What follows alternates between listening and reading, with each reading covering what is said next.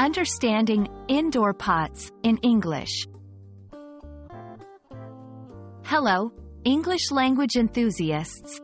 Today, we're going to dive into a fascinating English phrase that is both simple and illustrative of how English can be very context-specific. Indoor pots.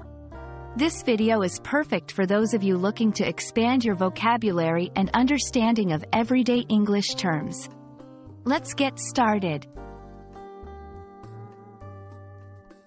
Firstly, let's break down the phrase, indoor pots. This phrase is made up of two words, indoor and pots. Indoor refers to something that is located, used, or happening inside a building.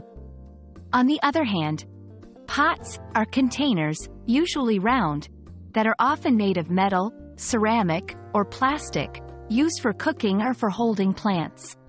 So, when these words are combined, we get a specific meaning.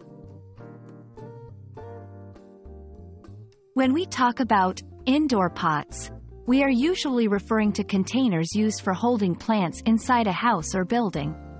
These pots are designed to fit with indoor aesthetics and often have features that are suitable for indoor environments, like saucers to catch excess water.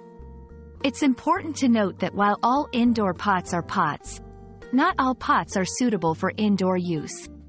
This distinction is a great example of how context can change the meaning in English.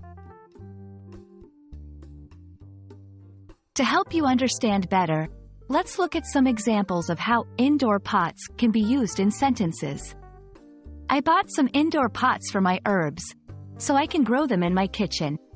Make sure you choose indoor pots with good drainage to keep your plants healthy. She has a beautiful collection of decorative indoor pots in her living room. I hope this video has been helpful in understanding the phrase, indoor pots, and how it's used in everyday English. Remember, the beauty of language learning lies in understanding these small but significant details. Keep practicing, and don't hesitate to explore more phrases like this one. Happy learning, and see you in our next video.